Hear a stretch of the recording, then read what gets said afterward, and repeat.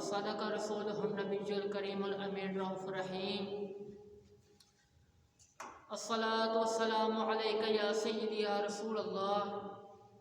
अस्सलातु वस्सलामु अलैका या सय्यदी या हबीबल्लाह। अस्सलातु वस्सलामु अलैका या सय्यदी या नूरल्लाह व अला आलिका व अस्हाबिका या सय्यदी या खातमुल मासूमीन। हज़रत अली वक़ार, मैंने जो आपके सामने कुरान करीम फुरक़ान हमीद की एक आया मुबारक तिलावत करने का शर्फ हासिल किया। अल्लाह तबारक व तआला ने इरशाद फरमाया रज़ियल्लाहु अन्हुम व रदू अन्हु, कि वो अल्लाह से राज़ी हो गए और अल्लाह उनसे राज़ी हो गया। यहाँ पर जो रज़ियल्लाहु अन्हुम में हम ज़मीर है, इसका मर्ज सहाबा इकराम के साथ है, और आगे जो आया है वरदू अन्हु, इसमें हु ज़मीर का मर्ज वो अल्लाह तबारक व तआला की ज़ात है, कि यानी अल्लाह तबारक व तआला सहाबा से राज़ी हो गया और सहाबा अल्लाह से राज़ी हो गए।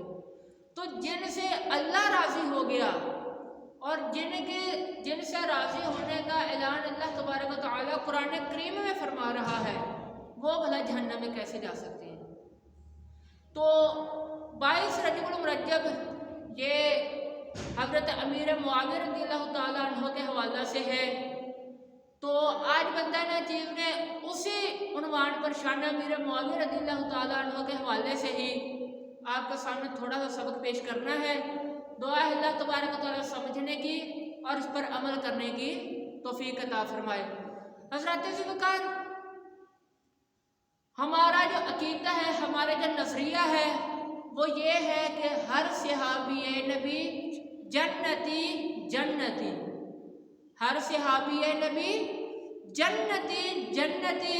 नबी अलैहिस्सलाम का जो भी सहाबी है वो जन्नती है, चाहे वो सैयदना सिद्दीक़ अकबर रज़ियल्लाहु ताला अन्हु की ज़ात हो, चाहे वो सैयदना फ़ारूक़ आज़म रज़ियल्लाहु ताला अन्हु की ज़ात हो, चाहे वो हज़रत उस्मान गनी रज़ियल्लाहु ताला अन्हु की ज़ात हो, चाहे वो हैदर करार शेर खुदा अली मुर्तज़ा रज़ियल्लाहु ताला अन्हु की ज़ात हो, चाहे वो हज़रत अमीर मुआविया हो, चाहे वो हज़रत अबू सुफियान हो।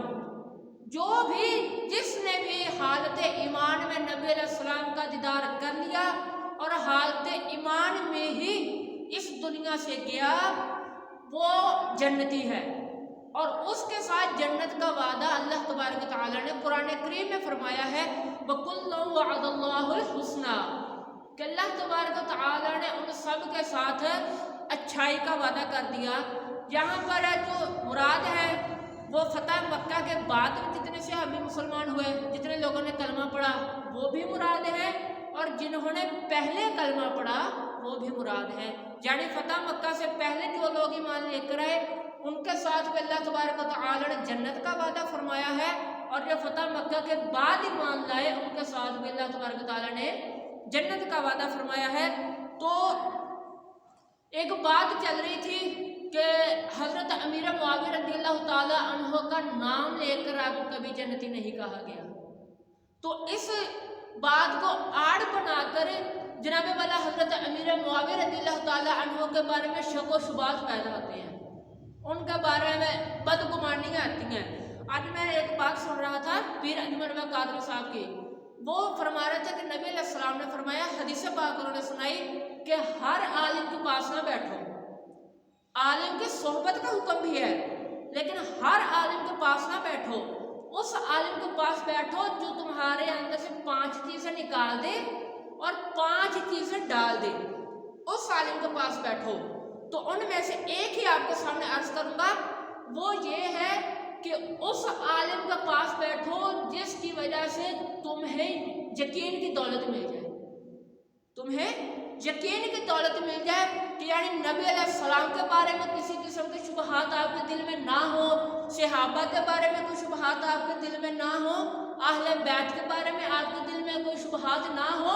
जो आलिम ऐसा काम करे उसके पास बैठे, और जो आलिम ऐसा काम ना करे, हज़रत अमीर मुआविया रज़ियल्लाहु ताला अन्हु का नाम लेकर हज़रत अली रज़ियल्लाहु ताला अन्हु के बारे में शक व शुबहात आपके दिल में डाले, ऐसे बंदे की सोहबत से बैठने में میں بھی بیٹھنے سے نبی علیہ السلام نے منع فرمایا ہے اور اسے ناجائز قرار دیا ہے۔ اور جو بندہ حضرت علی رضی اللہ تعالیٰ عنہ کا نام لے کر حضرت امیر معاویہ رضی اللہ تعالیٰ عنہ کے بارے میں دل میں شک و شبہات ڈالے، ایسے بندے کی مجلس سننے سے بھی نبی علیہ السلام نے منع فرمایا ہے۔ تو دیکھیں حضرت امیر معاویہ رضی اللہ تعالیٰ عنہ آپ وہ ہستی ہیں جن کے بارے میں فقط ان کی ذات کے متعلق احادیث مبارکہ موجود ہے جن میں ان کو جنتی کہا گیا ہے۔ تو یہ کتاب و شریعہ میرے پاس موجود ہے، انہوں نے یہ ان کا مصنف ہے ابو بکر محمد بن حسین الاجری، اور ان کا جو یوم وفات ہے، یوم وصال، وہ ہے سنہ وصال 360 ہجری، 360 ہجری، یعنی یہ اتنے پرانے بزرگ ہیں کہ انہوں نے یہ کتاب لکھی ہے۔ اور اس میں لکھا کیا ہے کہ نبی علیہ السلام نے دعا فرمائی، نبی علیہ السلام نے دعا فرمائی، کیا اے اللہ معاویہ کو عذاب نار سے بچا، جہنم سے بچا۔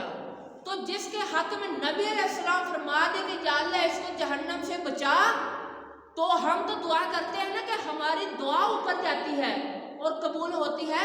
میرے امام محمد رضا فرماتے ہیں کہ جب نبی علیہ السلام دعا کسی کے لیے کرتے تھے تو دعا اوپر نہیں جاتی تھی، قبولیت نیچے آ جایا کرتی تھی، نیچے آیا کرتی تھی، نبی علیہ السلام کی دعا کو ساتھ لے کر اوپر جایا کرتی تھی۔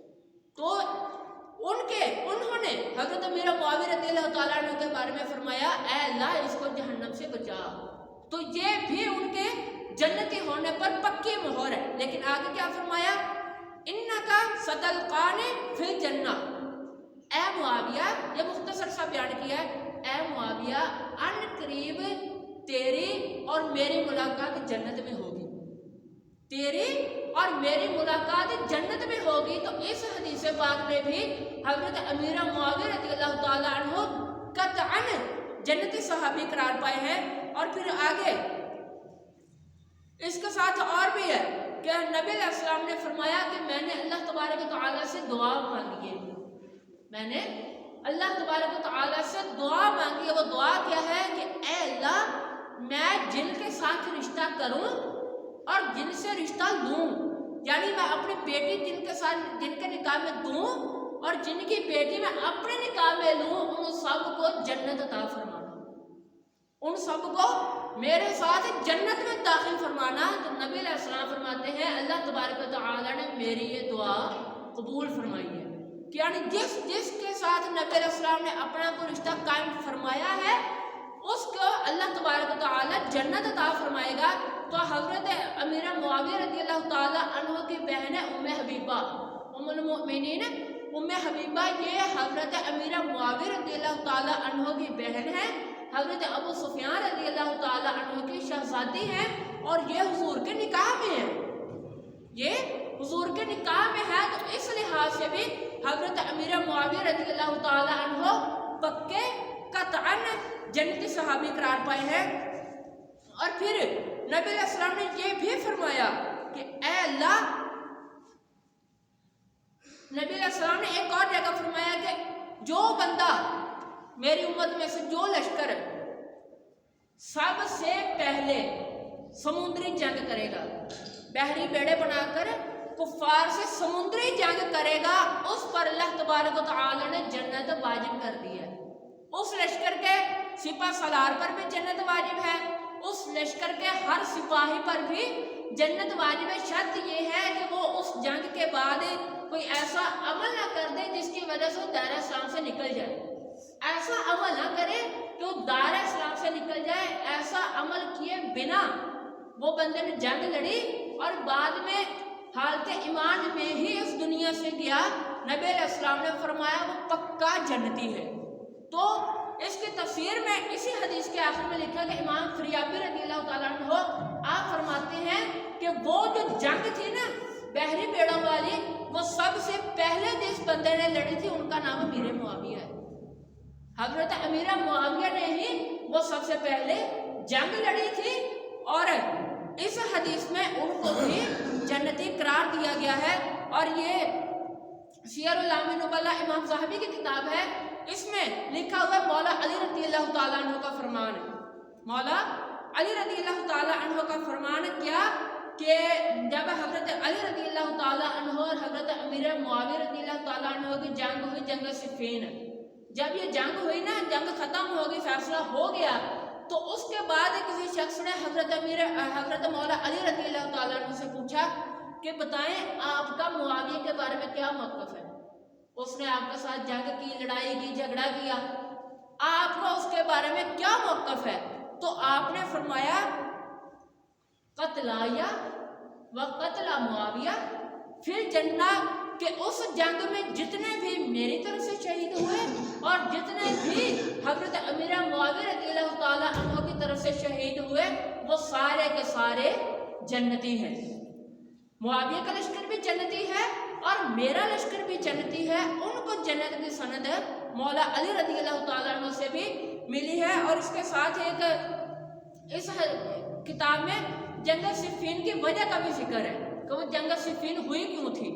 فرماتے ہیں کہ امام جرجانی رضی اللہ تعالیٰ عنہ اور کچھ اور صحابہ لوگ ان کے ساتھ، صحابی نہیں جو تابعی کہہ لیں، کہ وہ لوگ حضرت امیر معاویہ رضی اللہ تعالیٰ عنہ کے پاس گئے اور جا کر ان کو پوچھا کہ آپ نے علی کے ساتھ جنگ کیوں کی؟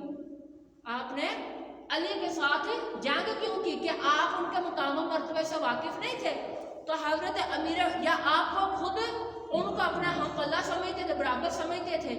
تو اس کے متعلق حضرت امیر معاویہ رضی اللہ تعالیٰ عنہ فرماتے ہیں لا، ایسی بات نہیں ہے، واللہ اللہ کی قسم میں یہ بات جانتا ہوں کہ حضرت علی رضی اللہ تعالیٰ عنہ مجھ سے کئی گنا افضل ہیں، وہ مجھ سے کئی گنا زیادہ شانوں والے ہیں، مقام والے ہیں، مرتبے والے ہیں. لیکن جو ہمارے وجہ بنی ہے جنگ کی وہ یہ تھی کہ کیا تم لوگ یہ نہیں جانتے کہ حضرت عثمان غنی رضی اللہ تعالیٰ عنہ مظلومن شہید ہوئے، ان کو ناحق شہید کیا گیا. تو یہ ہمارا مطالبہ تھا ان کے ساتھ کہ یا تو کیا کہتے ہیں آپ امیر المؤمنین ہیں، خلیفۃ المسلمین ہیں، آپ کو پتہ ہے، قاتلوں کا پتہ ہے جنہوں نے یہ حرکت کی ہے، لہٰذا آپ ان کو سزا دیں. یہ مطالبہ تھا. اور حضرت امیر معاویہ رضی اللہ تعالیٰ عنہ، حضرت مولا علی رضی اللہ تعالیٰ عنہ، آپ یہ فرماتے تھے کہ ابھی تھوڑے سے جو معاملات ہیں نا وہ ٹھیک ہو جائیں، جیسے وہ ٹھیک ہوں گے ہم ان سے بدلہ ضرور لیں گے. لیکن چونکہ یہ حضرت علی رضی اللہ تعالیٰ عنہ یہ بعد کے قائل تھے کہ معاملہ ٹھیک ہونے کے بعد بدلہ لیں گے، اور حضرت امیر معاویہ رضی اللہ تعالیٰ عنہ اس بات پر تھے کہ جب قاتلوں کا پتہ ہے کہ مجرم کون ہے لہذا اس کو سزا دی جائے. اس بنیاد پر یہ جنگ ہوئی. لیکن بعد میں حضرت امیر معاویہ رضی اللہ تعالیٰ عنہ اور حضرت امام حسن رضی اللہ تعالیٰ عنہ کی آپس میں صلح ہو گئی. تو جب صلح ہو گئی تو اہل بیت اور یہ جو معاملات تھے یہ سارے ختم ہو گئے. حضرت امیر معاویہ رضی اللہ تعالیٰ عنہ جنتی صحابی قرار پائے. حضرت امیر معاویہ رضی اللہ تعالیٰ عنہ جنتی صحابی قرار پائے. اور یہ وہ حکمران ہیں حضرت امیر معاویہ رضی اللہ تعالیٰ عنہ جن کو اللہ تبارک و تعالیٰ نے انتہائی سیاسی دماغ عطا فرمایا تھا. انتہائی یہ سیاستدان بندے تھے، جسے کہہ لیں کہ حقیقی معنی میں جو سیاستدان تھے نا حضرت امیر معاویہ رضی اللہ تعالیٰ عنہ تھے. انہوں نے اپنے سیاست کے ذریعے کیا کہتے ہیں پوری دنیا میں اسلام کا غلبہ کیا. اگر یہ کفر اور کیا کہتے ہیں باقی جو فتنے پھیلے ہیں یہ حضرت فاروق اعظم رضی اللہ تعالیٰ عنہ کے وصال کے بعد پھیلے ہیں. اور اگر کفر اوپر آیا ہے نا تو وہ حضرت امیر معاویہ کے بعد آیا ہے. حضرت امیر معاویہ نے اور حضرت عمر رضی اللہ تعالیٰ عنہ خلفاء ثلاثہ نے اور حضرت خلفاء اربعہ نے اور حضرت امیر معاویہ نے، ان 5 ہستیوں نے کفر کا بالکل یوں سمجھ لیں کہ صفایا کر دیا تھا. وہ تو بعد میں آیا. لیکن اور ایک بات میں اور کرتا چلوں سیاست کے حوالے سے جو حضرت امیر معاویہ کی تھی اور یہ اس کا مقام کیا ہے، یہ اس چیز کا مقام کیا ہے.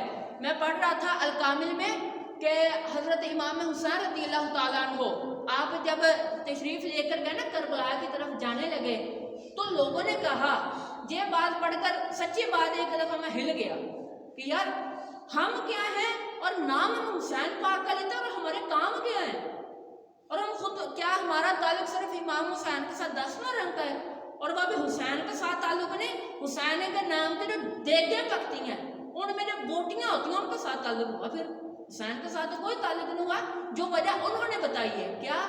جب لوگوں نے پوچھا کہ آپ کو پتہ ہے کہ اتنے سنگین حالات ہیں، امام حسن رضی اللہ تعالیٰ عنہ کو زہر دے کر شہید کر دیا گیا، آپ کے بابا کو شہید کر دیا گیا، آپ نے جو بندہ بھیجا تھا اس کو بھی شہید کر دیا گیا، تو یہ سارے معاملات آپ کے سامنے ہیں، آپ پھر کربلا کیوں جا رہے ہیں؟